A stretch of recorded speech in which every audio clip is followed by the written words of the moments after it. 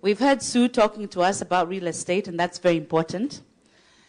Of course, there are all the corporate moguls you know, Carol Mutoko, Nora Dresso, and that's where women have concentrated, in the private sector.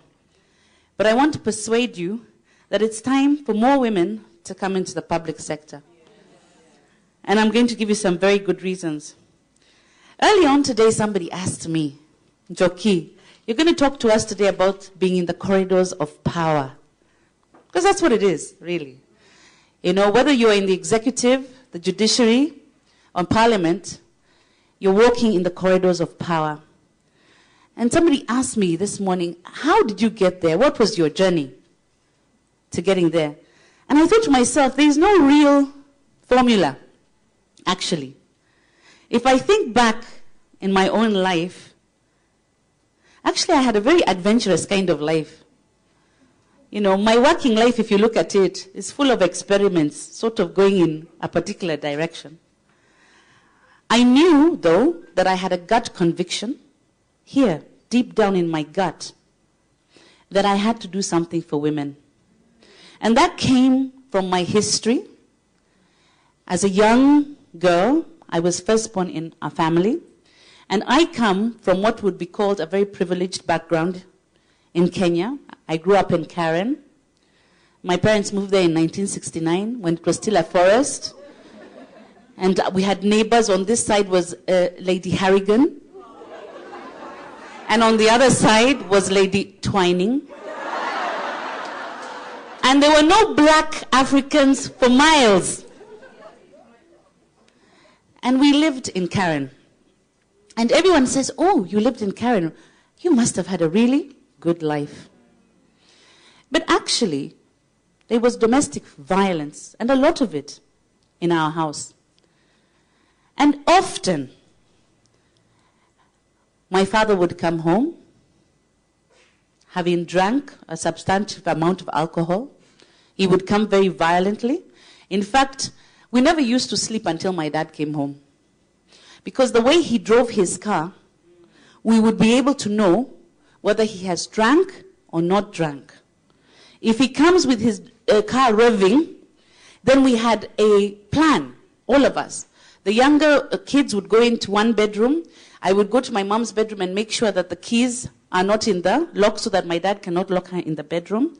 And then we would not sleep until first he came in, he would eat, and then he would decide whether or not he's going to beat my mom. And then we'd have to run out so that we can prevent him. And, you know, it was just a constant cycle. Many times, we were all thrown out of the house. And my mom used to keep cows. So we used to go and sleep with the cows. So actually, we got to a stage where we'd even put blankets. There's a place. Because you knew that it could happen, so that we could have blankets and my mom would put milk. And then in the morning, we would get up and the door is opened. And then we go and put on our uniforms to Loreto Convent, Musangari, and all the posh schools and go to school. But something struck me. Because living like that in Karen, what was the difference between my mother and her children, and a woman in Kibera, and a woman in Korogosho, and women who have no money? So actually, violence against women cuts through class. There is no poor or rich woman when it comes to these problems. And for me, it stuck here.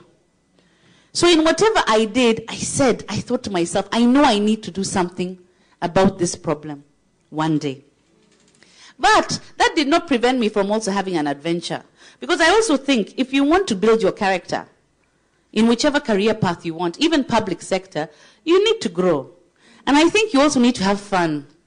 You know, I don't want you to imagine that women who go into public sector are very serious and they sit looking in their desks, you know. Very boring characters. You must be adventurous. In fact, I think I've almost tried everything. I've been bungee jumping. I've gone whitewater rafting. I've done go-karting, for those of you who know how to do that. In fact, the only thing I haven't done yet is skydiving and safari rally. And I'm still planning to. Because I think having fun gives you balance. And it also, you then know what where you're sort of going, because you need to have that balance in career and outside of your career. However, throughout my career, I've had 3 principles, 3 values, and 1 core conviction, and I want to share that with you. My 3 principles are as follows, and I think that these are important for a successful career. 1, please plan. You don't plan, you don't go anywhere. Each one of you needs to chart your course, and you start early. Some of us now, maybe we haven't planned as well, but you can't move forward. Like, for example, if I thought that I wanted to get into human rights and women's rights, and I figured I needed to do law. It's one of the best ways to address what I wanted. So I needed to plan to go to university. Then I needed to plan. So all these things are planning. Nothing sort of comes just on its own. So planning is very important.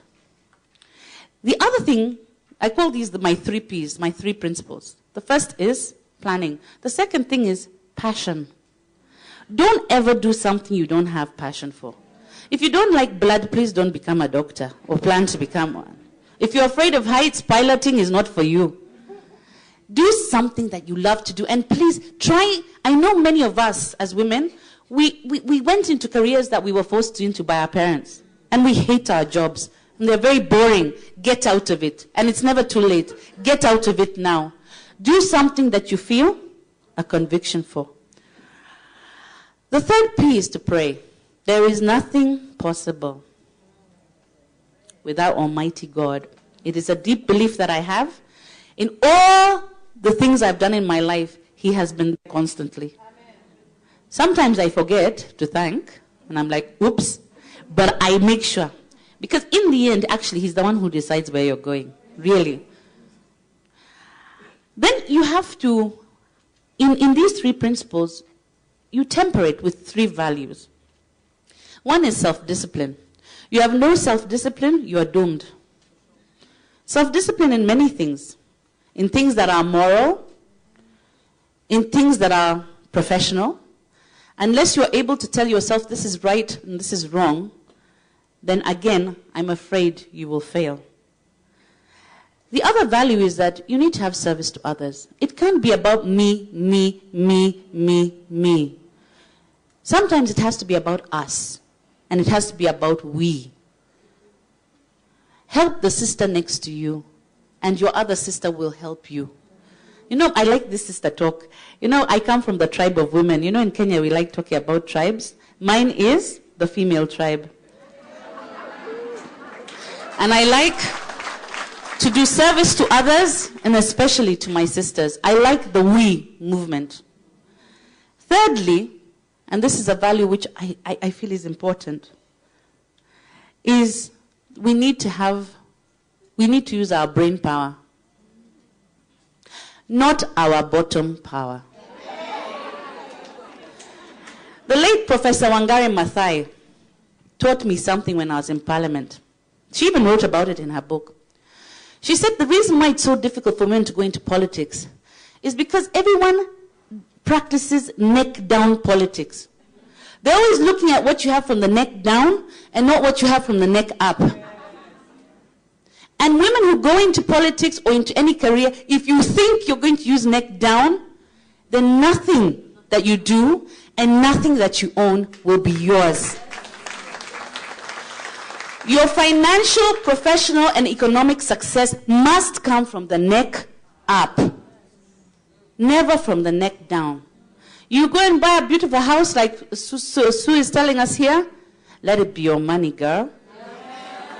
If it's his money, it's not your house. It's not your house.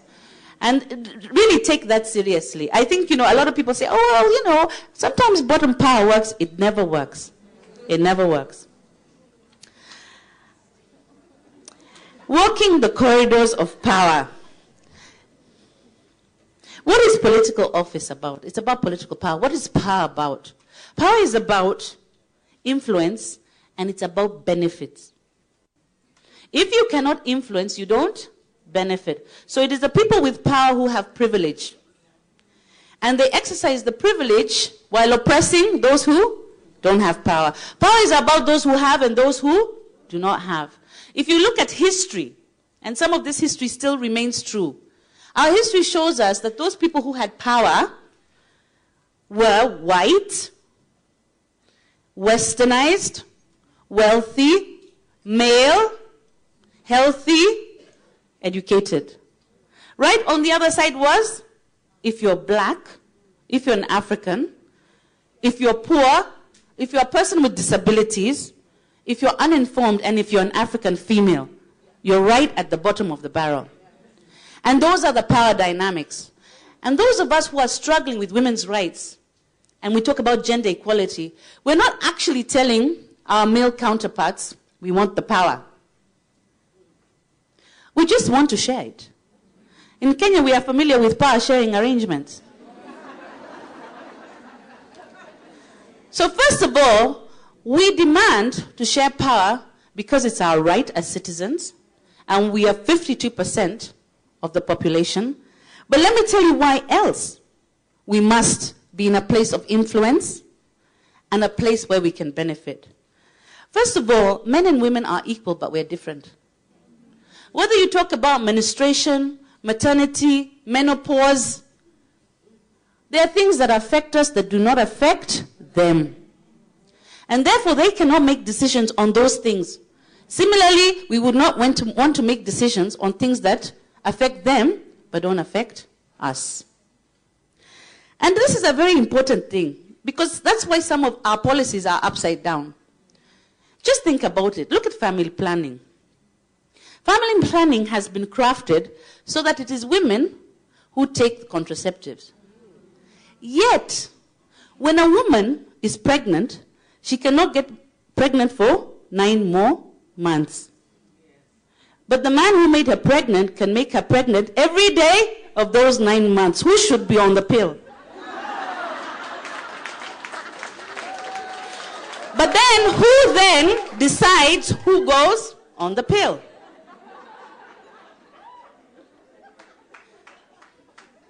Because people don't contextualize. I'll give you another example. When I was in Parliament, and I hope this does not go on, is it called kukurukakara? You know, nowadays I'm a judge. There are some things I'm not supposed to say, but I want to share with my sisters. When I was in Parliament, I raised a question about female condoms. My question to the Minister of Health was as follows. Male condoms in this country are subsidized. So it is possible to get a packet of 3 male condoms for 10 shillings.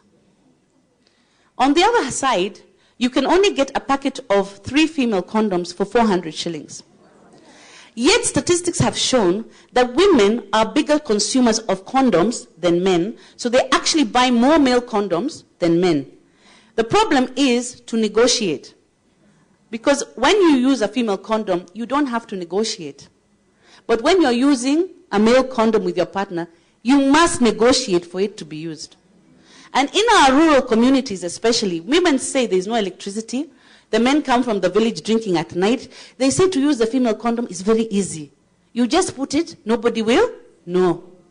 And therefore they are able to manage disease control, family planning, without getting into a fight. So it's a very important question. Why is it that the government will subsidize male condoms, but not subsidize female condoms? But when I asked the question, you should have had the sniggers. We are talking about sex. And the assistant minister who gave me an answer explained. He said the reason why we do not subsidize female condoms is because there are more men in Kenya who have sex than women. Fortunately,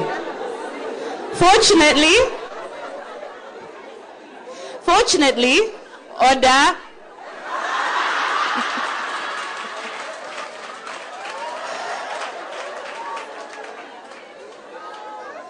Fortunately for me, the speaker was actually sitting in the chair. It was Francis Ole Kaparo. And he told the minister, order, order. Can the minister tell this house who those men are having sex with?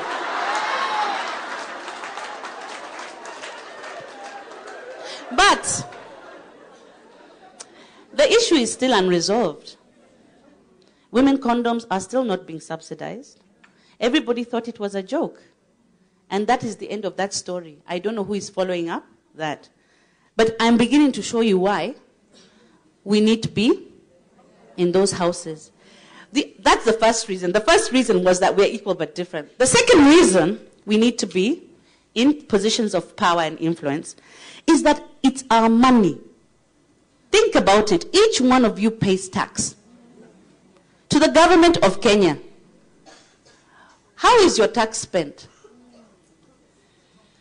Each one of you, on your pay slip, pay as you earn. When you buy a kilo of sugar, there is a tax. How is that money being spent? Is it being spent to help you and your children? Or you don't care about how your money is being spent? Really? Because this matters more than you think. Until before 2003, 2004 actually, sanitary towels in this country used to be taxed heavily. Actually, sanitary towels were taxed as luxury items. Yes. Actually, we went to Treasury. We were shocked. Because what they do, they put every item into a category. So sanitary towels had been put in the same luxury, they call it the luxury item category with Mercedes-Benz and all that. When we went to ask, why is this the case? In fact, the time I asked was before I was in Parliament. I was then a very feisty feeder advocate, and we stormed Musalia's office. He was then the Minister of Finance. Said, why is it that you men are making money off our bodies? And as if it's a luxury. And it's not a tap. Every woman has a period. Why are you making this money? And he said, he went and looked, and he said, oh my goodness, you know what? We have a special team of 17 experts. They are all men. And I hear that when they were discussing the sanitary towels, they said, oh my God, these women's things, this is too embarrassing. Where katuna perfumes and lipsticks and those same 17 men zero-rated the male condoms. If there was a single woman sitting in that team of 17, it would not have happened. So we raised it. And in Parliament, me, myself, and the other women MPs, we raised it. And the women were so embarrassed. Because for some reason, we elect the most conservative into Parliament. Did you know that? Yes. The very most conservative, the people who say, but women cannot be here, you know. Yeah? So when we wanted to raise the issue, they said, you want to talk about what? Openly. They say openly. We say, but it is a taxation issue. Yes, but you cannot talk about it openly. Ini vitu ya nyumbani. So eventually, we got clever. And these are some of the strategies you learn when you're working in an environment that's so male-oriented, like the public sector. And you now look, because what matters a lot to male leaders is money. If you can show them that there is money involved and they can save money on any one issue that's a woman's issue, they'll listen to you. So what we did, in the parliament that I was, there were a lot of polygamous members of parliament. So we looked for the ones who had about 3 or 4 wives, and with about 12 to 13 daughters. And then we went and we said, Ebu, calculate. Every month, you buy each one of these women in your household a packet of sanitary towels. Multiply that by 12 for the year. Multiply that for the number of years this woman or girl will be in your household. So the first person we saw, I will not mention his name, he was so distressed. He said, the government is stealing from me. This government...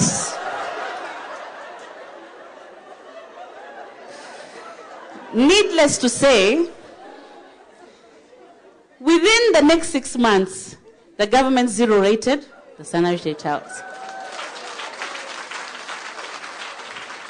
But it's very important. It wasn't just about you and I having to pay a lot more than we need to for something that is necessary, but especially in the poorer areas.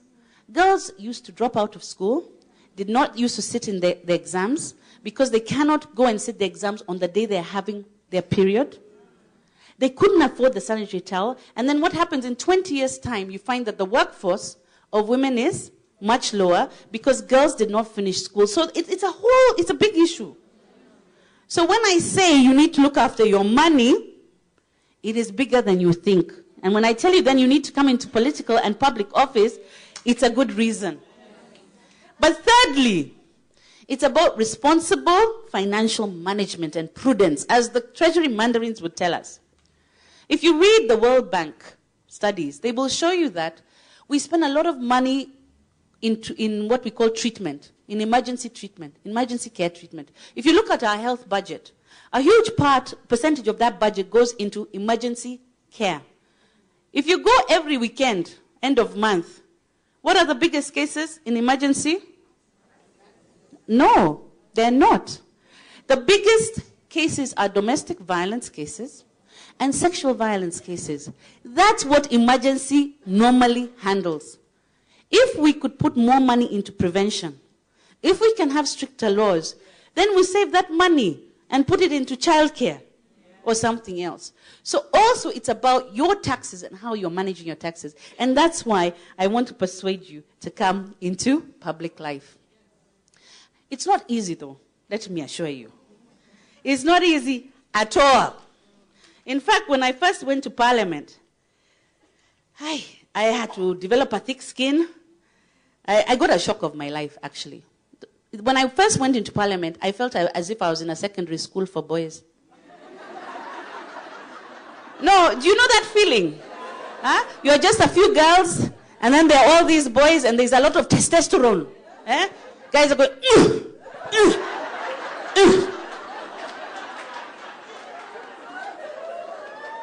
You know, as women, we don't operate like that. So, you know, everybody is like, oh my goodness, you know? Very different life. Outside of Parliament, it looks different. Inside there, it's amazing. So there's a lot of testosterone. There's also a lot of sexual harassment. Okay? I like to share a story about how me and Cecily Mbarire, we were then the youngest members of Parliament. We got stuck, actually, because we had a problem. We could not shake the hands of our colleagues. Because initially when we went there, you would shake the hand of a colleague and then...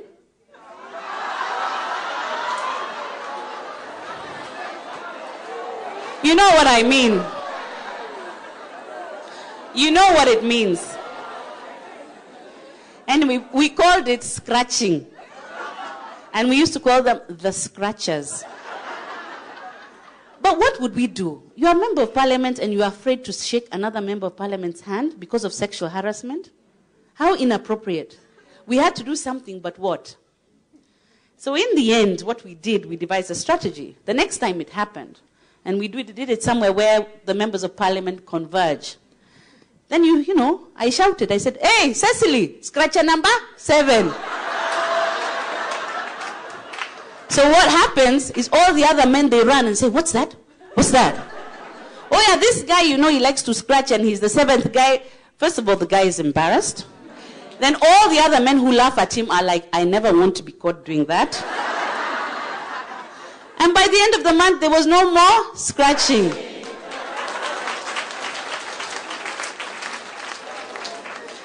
So it was a difficult place. The toilets, there were no toilets for women. We had nowhere to put our handbags. We had only one toilet we were sharing, 18 women when I got there. There was a toilet inside the chamber. What happens in Parliament when you're voting? The doors are locked. So there's only one toilet in the chamber. If you go to that chamber, it's unisex. So it doesn't matter if it's that time of the month. You're locked in a chamber for 3 hours because of voting. What can you do? It was the most unfriendly. In fact, the other day I went to see the new chamber to inspect. Now I see it is friendlier. There are enough toilets. There are toilets that can allow women such facilities. So it's very improved. But that time, it was not. And there was... Anyway, it was a very interesting place to work. But you also had to hone your skills. If you're coming into this life, the public sector, it's a man's world. You also have to hone your skills as to negotiating. Negotiating with the other side. it can be very challenging. Already I've told you some of the strategies that we have used. But you have to, because if you imagine that these are people who don't experience some of the things we experience. They don't experience, for example, childbirth, and their sense of how looking after a small child, they don't understand that that's what women do. So how do you expect them to make policy? How do you expect them to make policy if the majority of men are not the ones who are rape victims? So then how do you persuade them? Because persuasion is key. My own experience in the sexual offences bill was that I had to do a lot of, first of all, background work, statistics. What are the criminal statistics? What are the medical statistics? How much does it cost? Because that's always something that men will be interested in. Male leaders look and say, how much are we going to be saving some money? Then you have to deal with what I call male fear, which is very real. And sometimes it's very irrational. You've seen it. Huh? Women, they want more seats. Why? Why? What are they coming to do here? And it's not something that they think about. And you've seen it even socially. You know, people see women gathering somewhere, they say, what are those women doing there? What are they talking about? So how do you address the fear? It's very real. And you know, you have to learn, I think, and I did, how to approach. So I did what I needed to do, especially in the sexual offences bill. For those members of parliament who are older, I used to go and say, Baba, you know. I even bow my head. If they are from Maasai land, you have to be blessed. You talk in low tones. You talk about children. You make sure you contextualize, because I found that if you use threatening language, it works against the work you're trying to do. It's the same way our mothers tell us that we work in our homes. When you want something, what do? You don't shout. And this is something that I learned. It was very interesting. But still, I had some very difficult times, because at the time the bill was coming to the floor of the House, I had a very strong opposition to the bill. And most of the members of parliament opposing the bill were doctors, lawyers, professionals. At the same time in South Africa, Zuma had been charged with rape. Across the border here in Uganda, BCJ, the leader of the opposition, had been charged with rape. So everyone said Joki is now bringing a bill to finish us politically. So just dealing with, how do you deal? So I engaged in many interesting practices. In parliament we have a bar.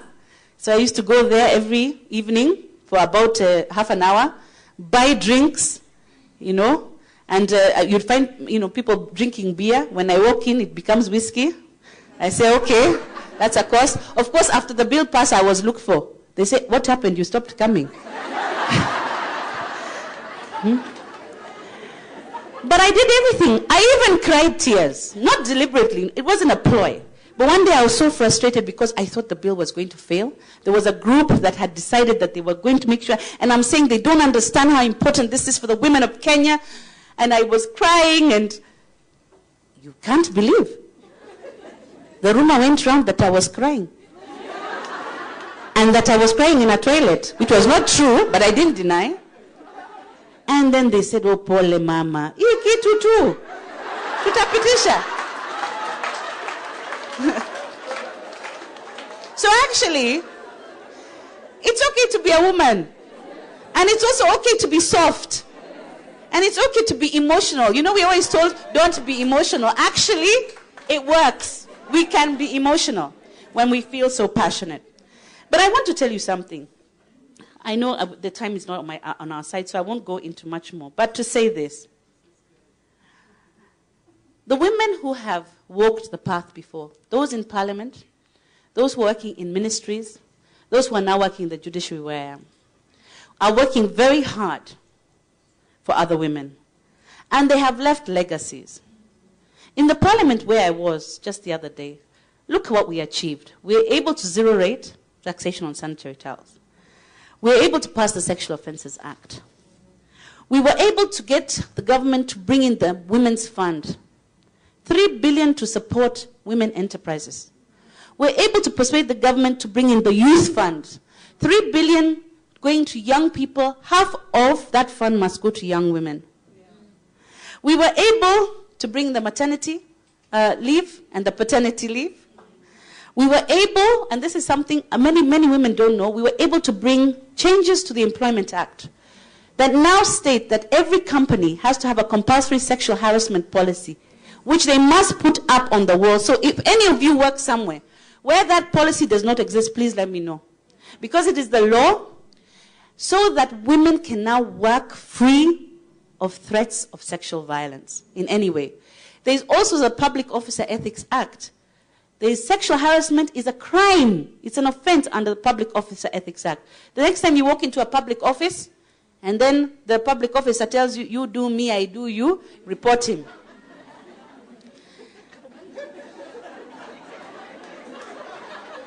And then we also manage to introduce what we call a gender aspect of political party funding. Before 2007, political parties were not funded by government. They are now. But we had to make sure that before government gives political parties money, each of those political parties, in their national executive committees, they have to have 1/3 women. If they don't have the 1/3 women, they don't get the money. And a lot of people had ignored it. But then when the deadline came close, I don't know if you remember, at the end of, I think 2008, if I'm not sure, December, all political parties were looking for women because they needed the money. So I hope that I've shared some interesting things for you, including how you tie public money to the issue of women's rights. But just to say this, every woman must leave a legacy. Whether you're in private sector or public sector, you have to ask yourself, what is your legacy? For me, and I told Joki this when she interviewed me, I said that on my gravestone, I would like it to be written that I left Kenya a safer place for women. What about each one of you? Each one of you, please do leave the Kenyan women and yourself, leave this country with something to be proud of. Thank you.